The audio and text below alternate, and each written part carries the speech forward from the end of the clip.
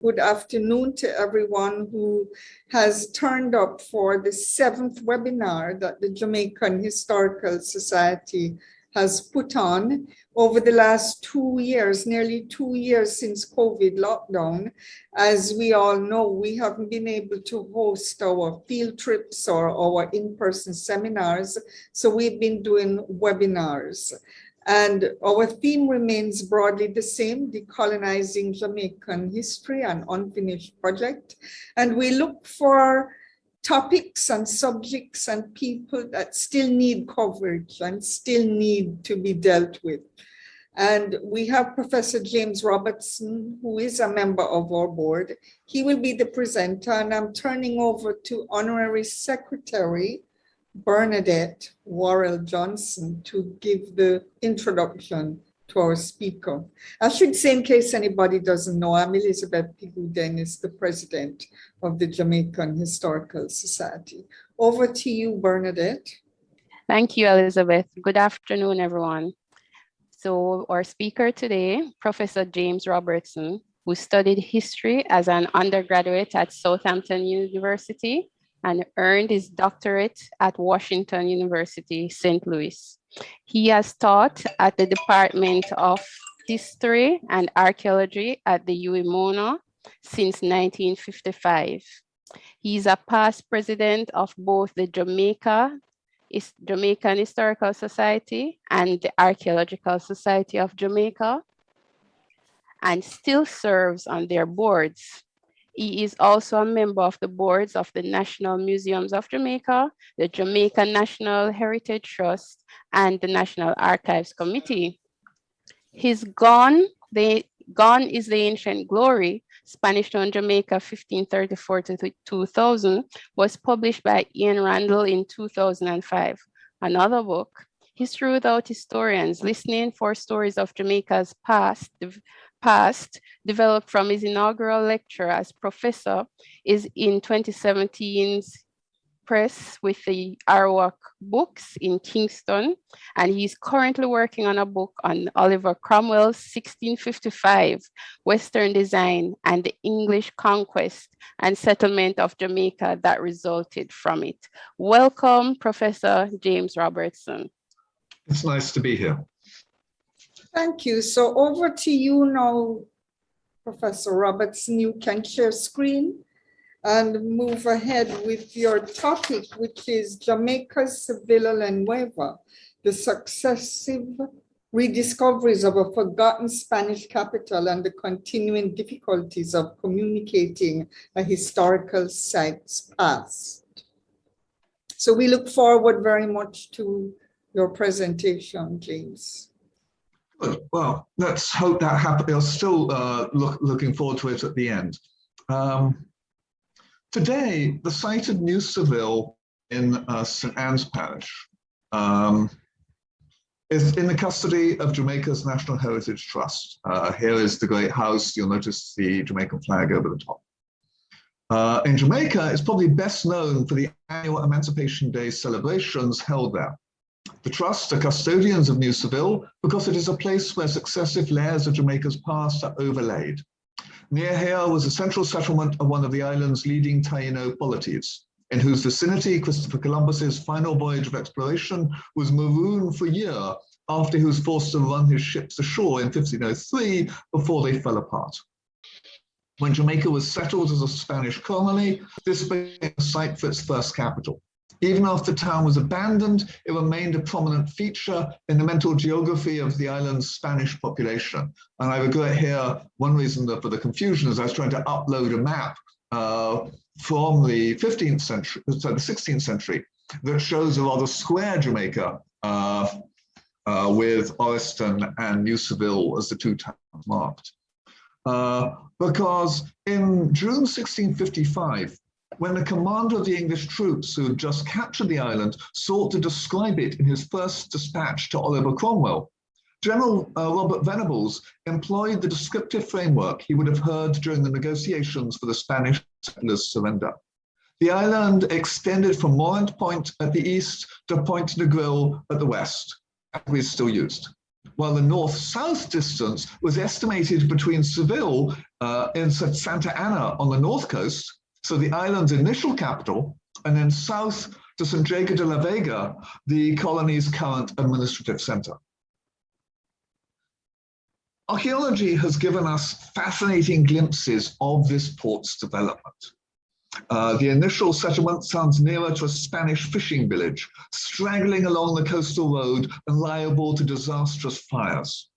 This was transformed by the ambitions of Francisco de Garay, who received extensive privileges as governor of the island that has already suffered a murderous, quotes, pacification by Juan de Esquivel, besides extensive man-stealing raids to supply workers for Cuba. Garay's new Seville was small, but his building campaign saw an ambitious stone tower, one of the governor's privileges to hold the king's share of all the gold mined in Jamaica, alongside a splendid stone-built governor's mansion. Alas, there were no gold mines. Once this was recognized, work continued at a far slower pace on a hospital and a chapel, both funded from Spain. The stonemason's yard, excavated in 2003, found the unfinished, some of the unfinished stonework for this chapel, which shows the craftsmanship achieved there. Who these stonemasons were and how far Taino aesthetics shaped their sinuous designs, we still do not know. It is clear that these are ambitious projects undertaken by workers with impressive levels of skill. We know far less than we would like about New Seville because nothing has yet been published from the excavations undertaken in the 1980s that were generously funded by the Spanish government. For recent work, whose interim reports for the Jamaica National Heritage Trust merit far wider circulation than they have yet received, extend on Dr. Robin Woodward's re-excavation and explication of the state-of-the-art water-driven sugar mill that Garay also had constructed just on the edge of the town, and now demonstrates the extent, as this recent excavations have demonstrated the extent of the tannery complex that was built on the settlement's western edge. So downwind of the town, which for a tannery is where you want it, which itself reflects the multiplication of the European cattle the settlers had shipped over from Hispaniola and Cuba. A tantalizing entry in the latest interims reports the discovery of a house site, though this and its neighbors have yet to be excavated. This too, COVID has deferred. The opportunities for finding evidence for cultural melding is high. Some earlier finds of domestic pottery suggest overlaps between Spanish and Taino food preparation. As, however, the harbor also saw the disembarking of the first enslaved Africans to arrive in Jamaica, the potential for investigating early cross-cultural investigations and adaptations should repay further investigation. This is an artist's impression. It's done in 2003, so the last couple of rounds of excavations and that tannery have yet to be included in this, found to be included in this map. However, New Seville not only enjoyed a very short apogee. By the 1530s, trading patterns within Castille's Caribbean empire had shifted. In the aftermath of both Cortez's successful assault on the Aztec Empire in Mexico and of sailors' recognition of the eastbound current north of Cuba that allowed ships to exit the Caribbean far more easily. The region's shipping routes increasingly focused on Havana. New Seville was bypassed, despite its splendid buildings.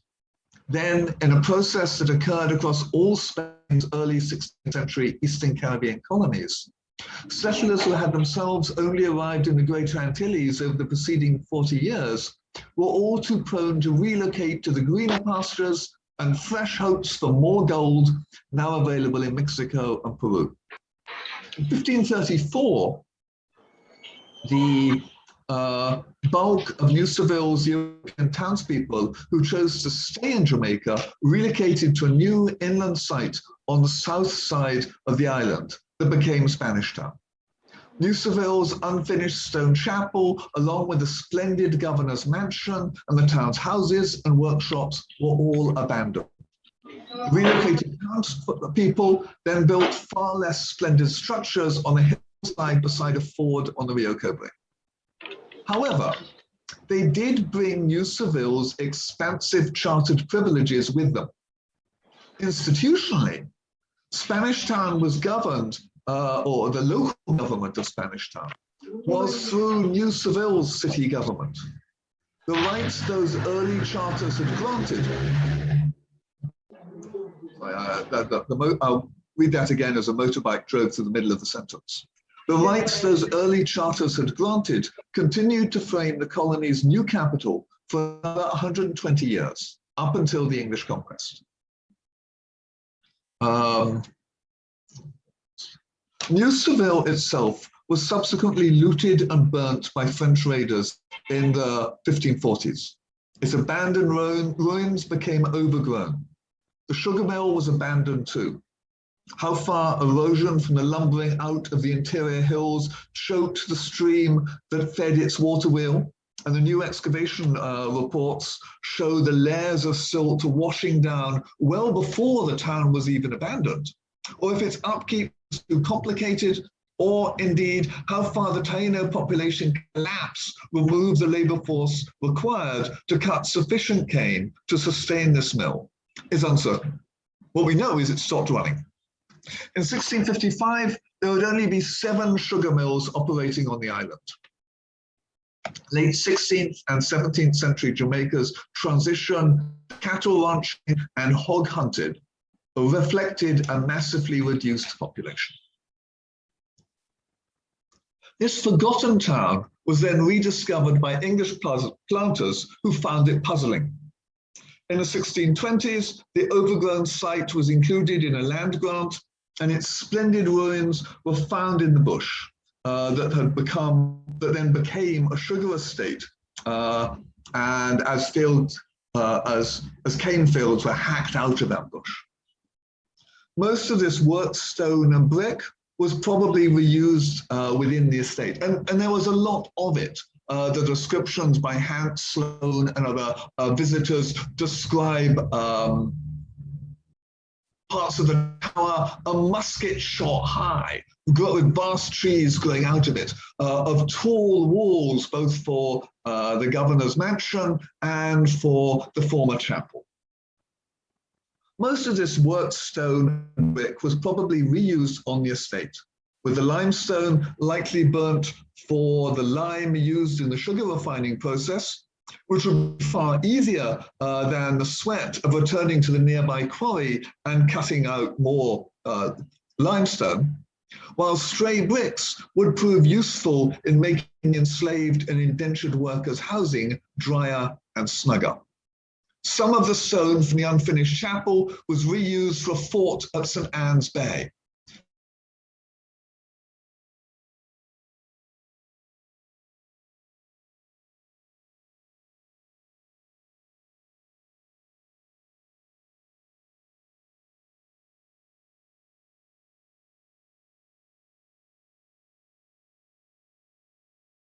Professor Robertson, you've been muted. Can you unmute, please? Sorry about that.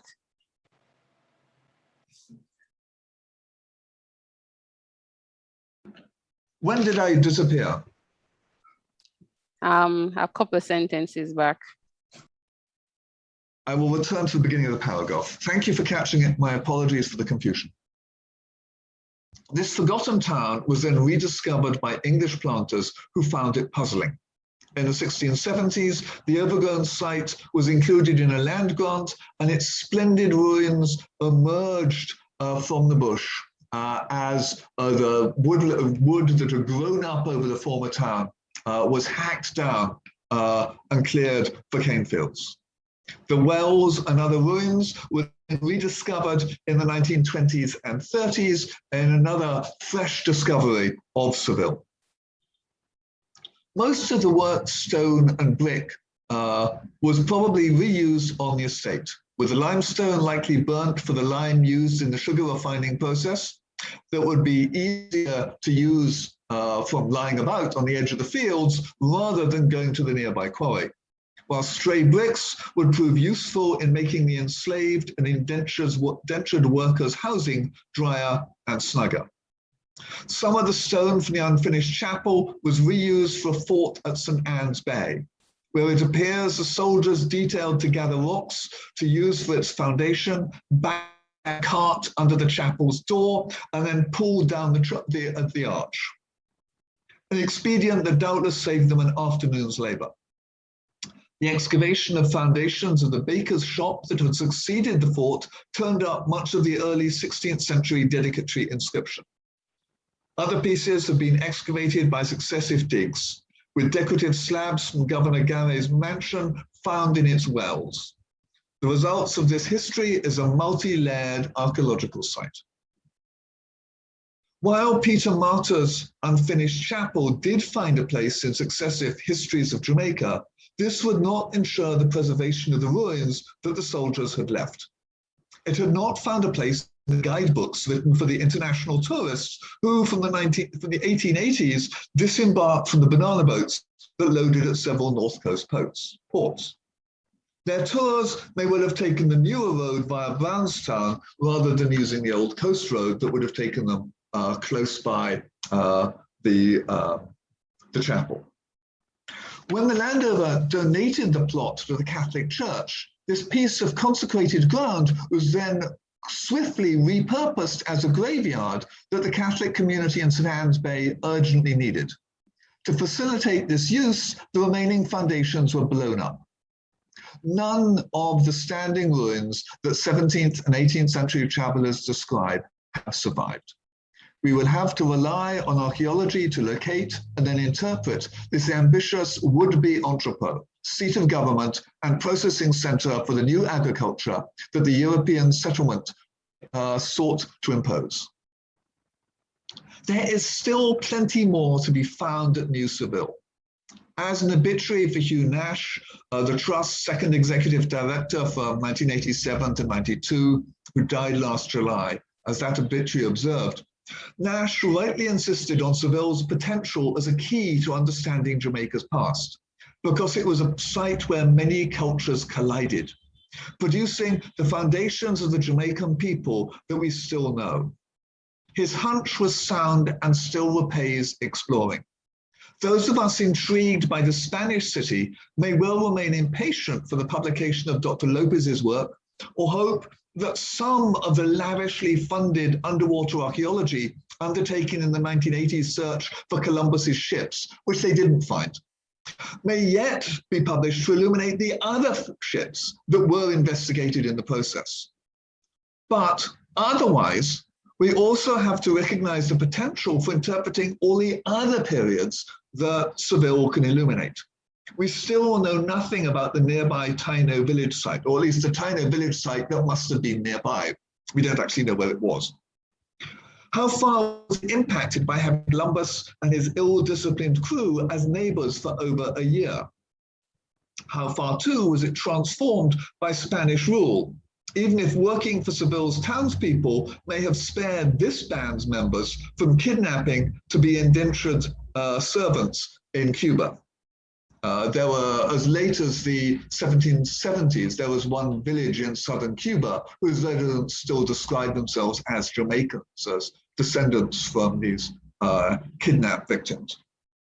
Then, while Douglas Armstrong's excavations have illuminated, and his published excavations have illuminated the 18th century slave villages, what about both their late 17th century predecessor, or indeed the post-emancipation workers' housing, especially as these last included indentured workers from India? The site may also illuminate the belated local impacts of tourism. All of which shows that at the one level, New Seville is indeed a candidate World Heritage Site and in historical terms deserves it. And there have been plenty of efforts to encourage international visitors. They should learn a lot when they visit. But while particular places in a site's past are indeed of world and regional importance, the overall significance of the Seville site is for the insights that it can offer onto so many of the zigzags in Jamaica's past, and on the ways that successive experiences are overlaid here. The sheer range of research that can yet be undertaken at Seville fully vindicates Director Nash's insight. This is a key site for understanding Jamaica's history and its heritage, and still more, its past. Thank you very much.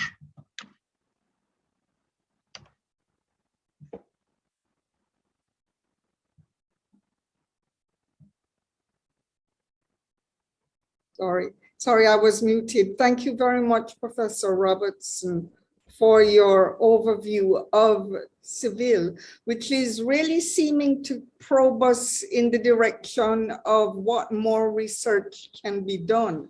I have asked our guests to put their immediate questions and comments in the chat, and we take our discussion from there. Before we go to that, I can't help but saying it might not be the best, but my personal history intersects with Seville. My late father's name was Eric Edward Hoskins Pigou, and his uncle, Mr. Hoskins, was the last private owner of Seville, and he hadn't married. My father said he had children perhaps, but he's the one who bequeathed Seville to the government. And my grandfather, my father's father, we grew up hearing the story of how my grandfather he set up a lawsuit and all of that. He really tried to get Seville back because they thought that he had living relatives. He shouldn't have given it to the government. However, when you give things to the government like that, you don't really stand a chance of getting them back. But I can recall summer holidays and going to the North Coast, and my father would always swing by Seville and tell us the story all over again. And there's some graves there with again, relatives who would be relatives. And I have photographs, old family photographs of those graves and postcards that were sent back and forth between those relatives in Seville and in Kingston. So that's just a little bit of personal history that comes closer up in modern times, James, to intersect me, for better or worse, with with Seville. So I find it very personally interesting in that regard. So I want to ask, is there anybody else who has any comment or question, whether we put it in the chat, or we're not a huge group today, so it may be possible that we can be verbal and you can unmute and ask your question, raise your hand. So any questions or comments? I see one, which is, if you were to frame a central objective to what your paper was proposing, what would that be, James?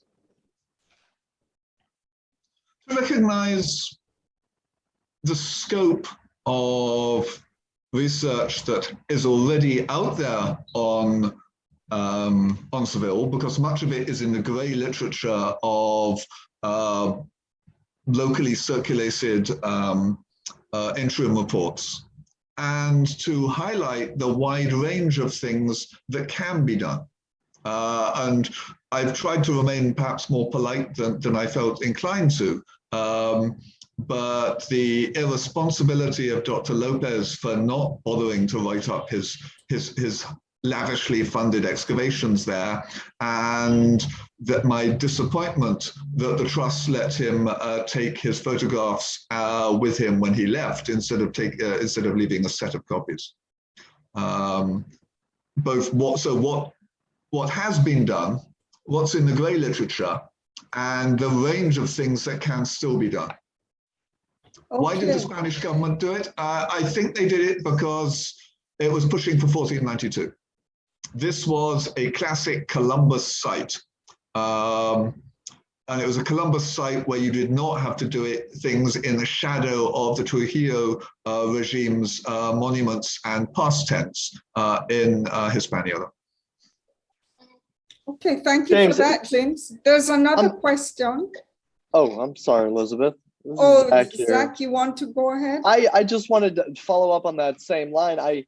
And thank you so much, Prof. Robertson, for this talk, Sevilla Nueva. And I know, Elizabeth, you've mentioned your personal family connections there before. It's always just been a remarkable site in my mind, knowing the archaeology, yes, but having the opportunity to walk around there. But it's one of those painfully giving sites that it's not necessarily managed as it should. There's really not as much signage and what features that are specifically encouraging visiting and education. I am wondering though, James, again, much of your focus is on the archaeology, and as an archaeologist myself, that you know, archaeologists have been focusing on it. I don't know many historians that have done whether it's treating the archives in Sevilla, the colonial archives there, or accessing and Prof, I'm sure you're doing some of this, accessing British records to see what information they had about this site when they took over the island. I'm familiar with the archaeology of the place, but how much historiography has there been? Is it Irene Wright? I know her early work from the beginning of the first half of the 20th century. What else recently been done beyond Woodward, Spanish archaeologists that didn't publish? What have historians been doing on the site? There is a guidebook done in the 1970s by, and I'm sorry, I was up early finishing this, so my mind at this stage is, I think the cheese is probably cleverer than me. I am.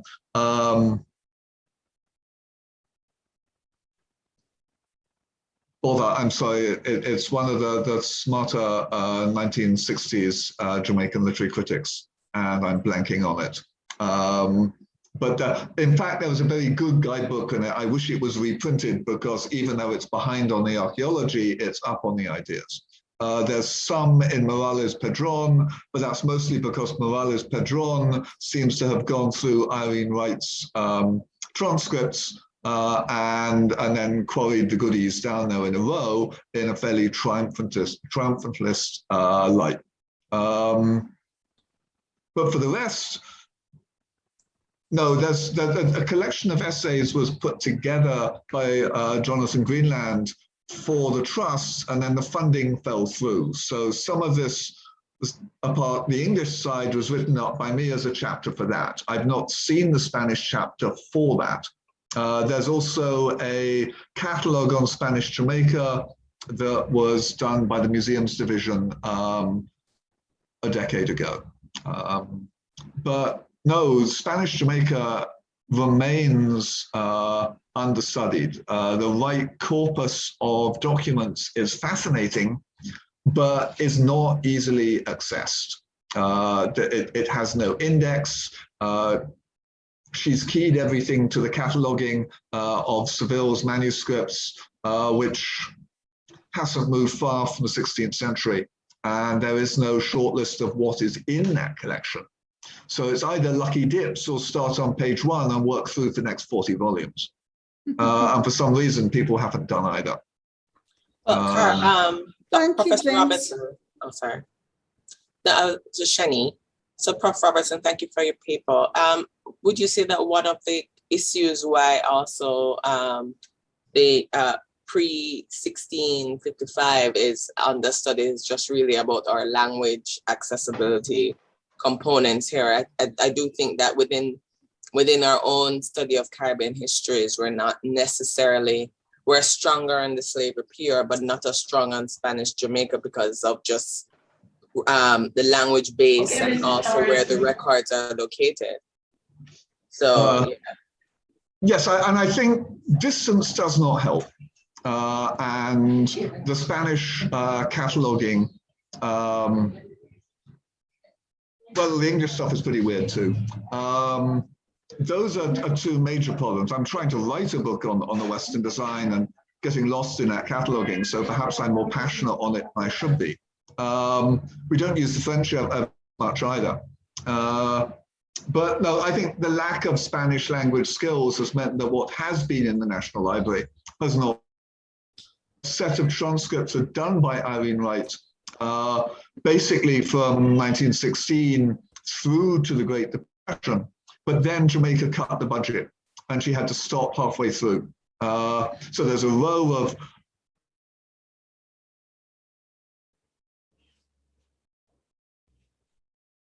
Hello, is it James who cut off or me? Are you hearing me, folks? Yes, he appears yes, to be I Seems think like so. James dropped off and he probably will come back. I just want to point out that Dr. Patricia Green's PhD was done at the University of Seville, was about the connectivities between Spanish architecture in Jamaica and the overlay of the British after that. I'm not sure the details, but it's not published, but I think she dealt with Seville based on what she had said to me.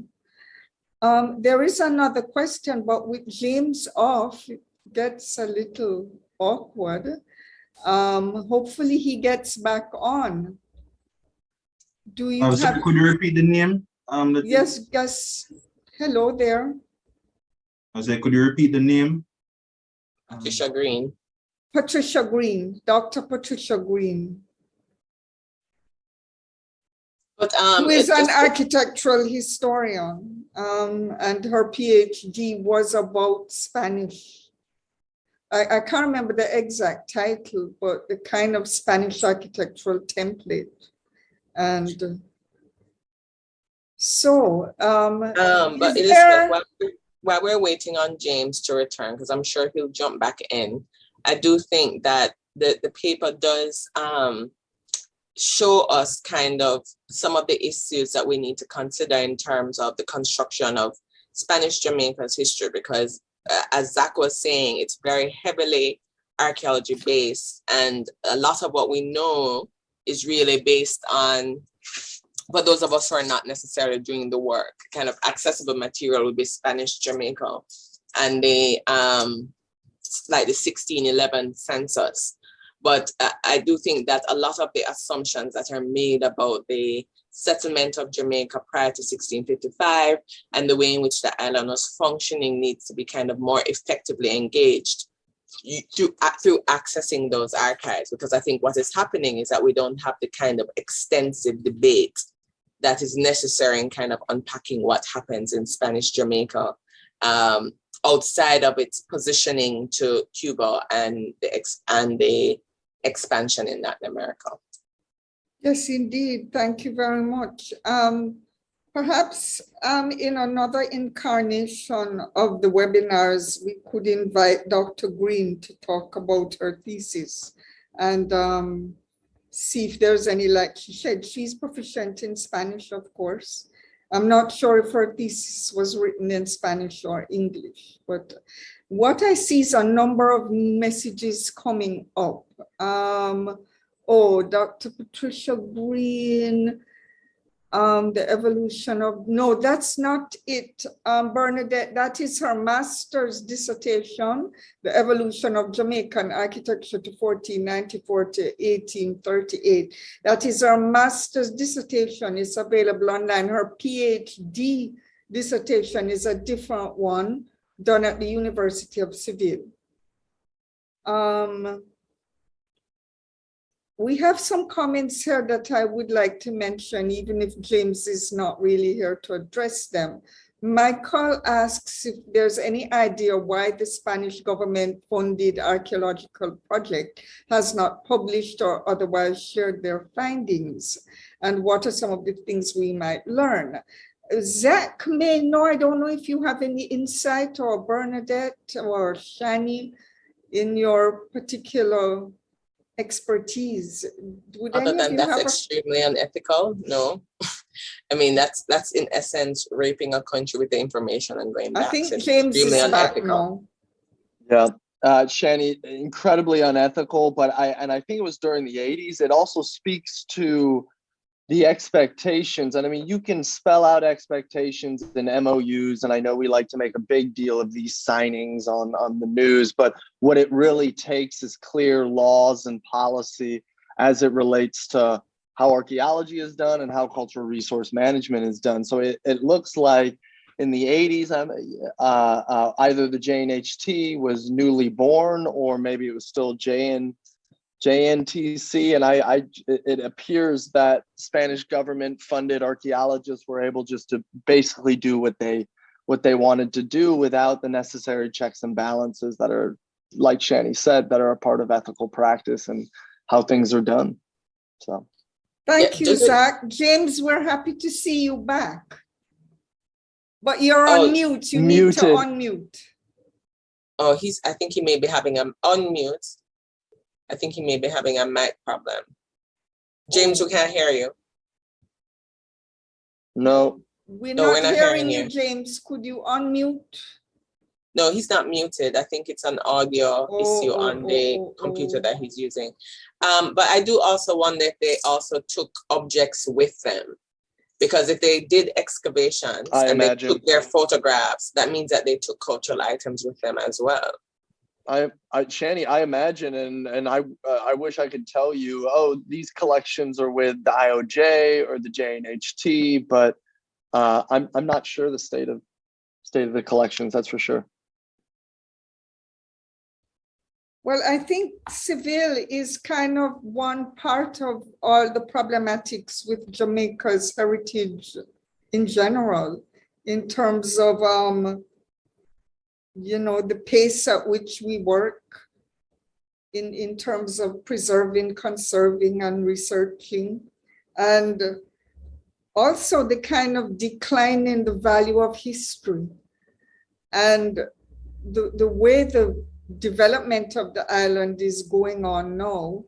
I mean, I think Zach would know and James would know what I'm talking about.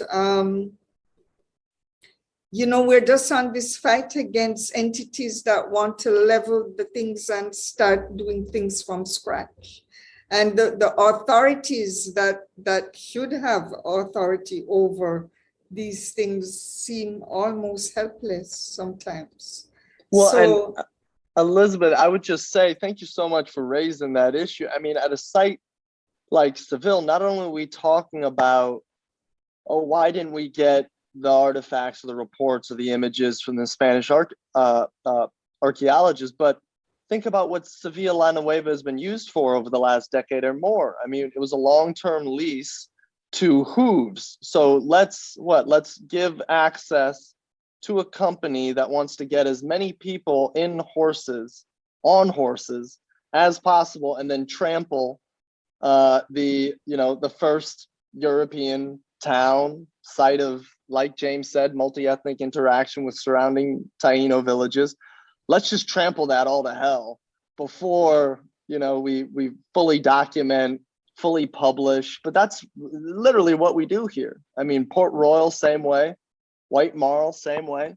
Sevilla Nueva, same way. And all of these places have, again, been studied by archaeologists, historians, but do we have a comprehensive book or set of chapters, an edited volume for the White Marl, for the Sevilla Nueva, for Port Royal? No, we don't. And that you can blame that on foreign archaeologists that come here, get what they want, and then leave. But I think we should also take a hard look at what we're doing internally to either have the laws that promote things staying here and developing a product from start to finish, but also who are the Jamaicans speaking Spanish, tackling, Spanish Jamaica, and goodness gracious for Dr. Patricia Green. I realize Pat Green, I know she's done a lot of work. Why don't we have the necessary commitment here locally to tackle these things from start to finish? And I think that's another hard question that educators and individuals involved in societies like the JHS and Archaeological Society of Jamaica, that should be our primary mission here, to ensure that we have the capability and the passion that's necessary for this type of work. Sorry, all. Thank you, Zach, and you always have passion and enthusiasm. I see James typing. It is much easier to build on a greenfield site rather than building around existing features. James doesn't seem to have got his audio back yet, but we're talking around all the issues that your presentation raised. And Zach mentioned White Marl. Again, as a child, it's one of the standout experiences of my childhood was a school field trip. I think there were 2 of them to White Marl. And there were these life-size huts with the life-sized clay effigies of Taino people and archaeological things, ceramics, the zimis. So you went there and you felt that it's just that these ceramic effigies weren't alive, but they looked like if you touched them, they could have just got awake and talked to you. And you got the feeling of what that Taino village was like and what was there is one of the griefs of my heart that it's no longer there. So James is typing, the hooves lease did mean that there was a tenant who was resident. Yes, I yes, agree. Zach? I would just say that I would like a tenant that doesn't trample or lead to site destruction as opposed, Elizabeth, I wish White Marls, I never got to see White Marl the way that you got to see White Marl. I get to see it as the overgrown, place with a whole lot of issues. But one shining thing about White Marl right now is White Marl Primary School, the Levy School that's currently occupying the old White Marl Museum. Those are the type of tenants that I would want, the type of stewards that are doing education, that are a part of that community, and that could likely incorporate sites like White Marl, sites like Sevilla, Nueva into,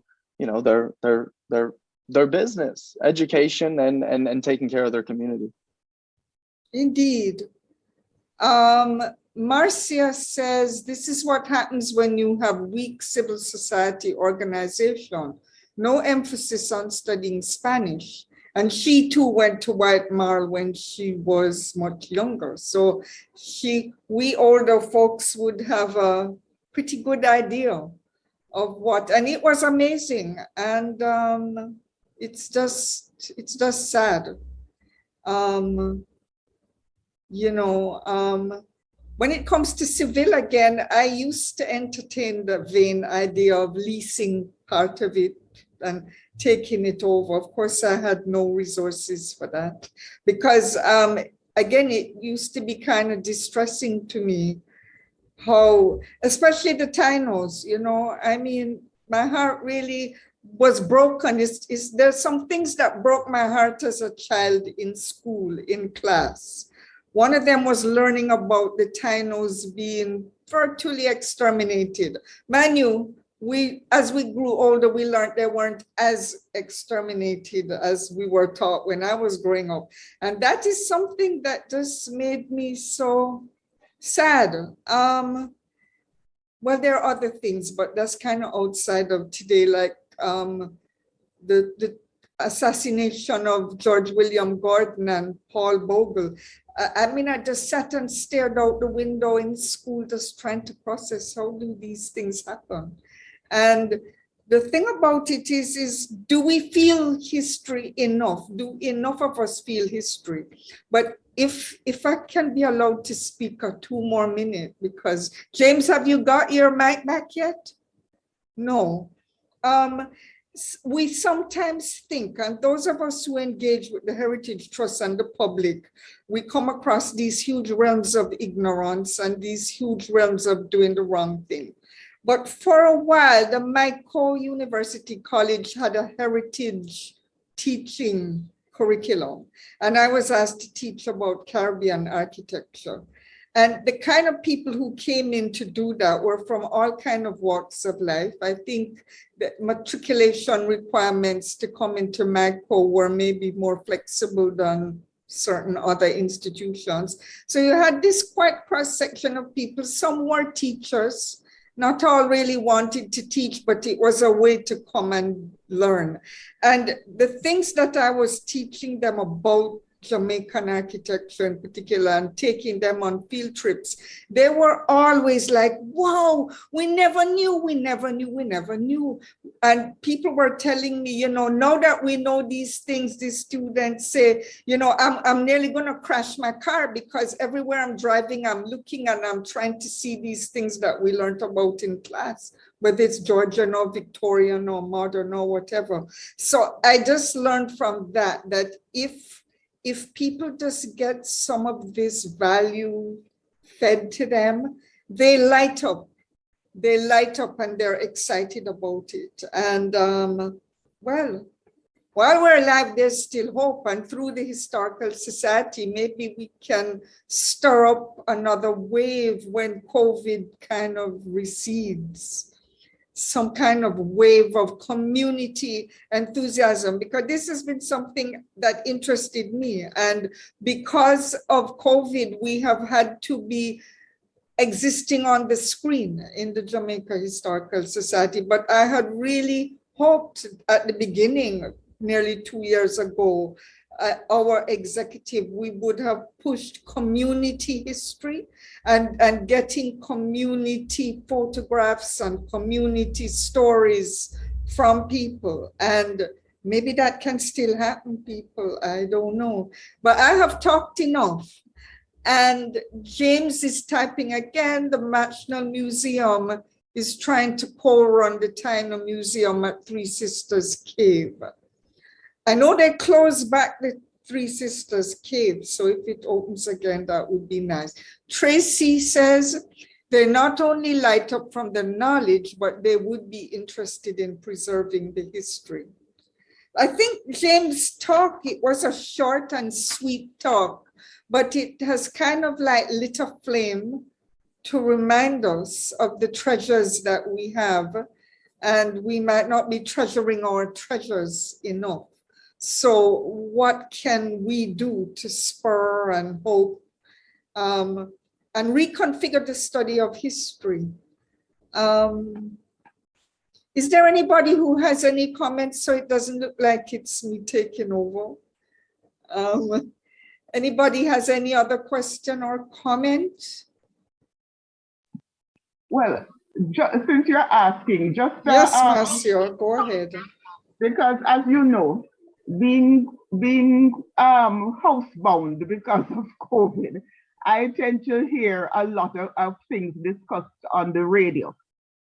And one of the things that has been a concern to me is that with our history, especially in present times, you're only hearing certain voices speaking, and those certain voices are not painting.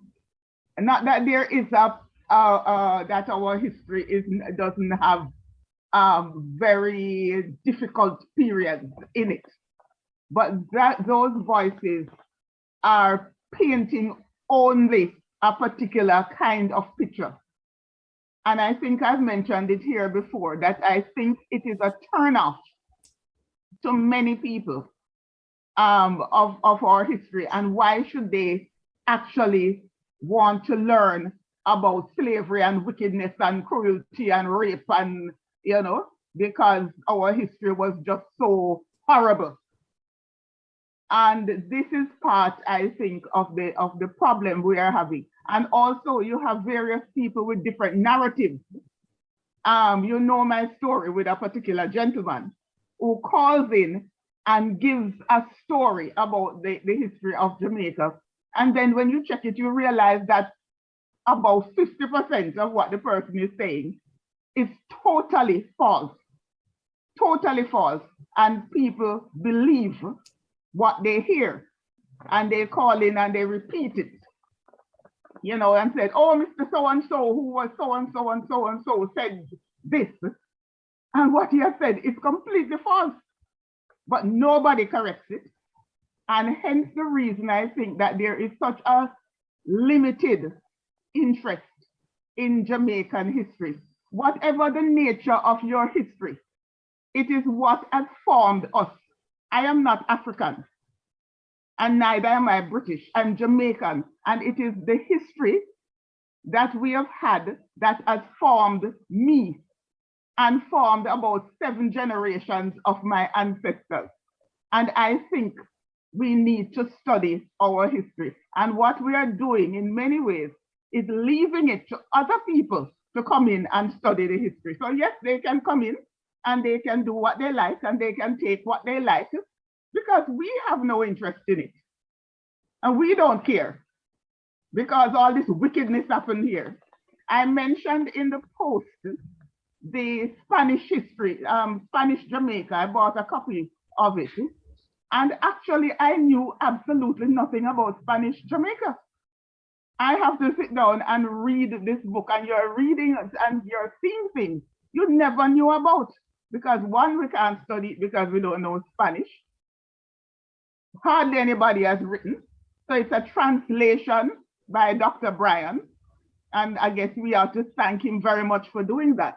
Because otherwise we have no idea what happened in Jamaica under the Spanish, except for the few names. So that's my piece on that. Well, thank you for your comments, Marcia. And there is somebody agreeing with what you're saying, Tracy. So, do we have any closing off remarks, any closing text from James? Whose audio unfortunately died, but fortunately he did get to actually do his presentation. So we're very happy about that. And this is, of course, par for the course for operating in the digital realm. The power can go, the Zoom can go, the audio can go, and all of that. But we still persevere. James says, thanks for the opportunity to let me talk to you about this. Zach says, thanks for the opportunity to take part in the discussion.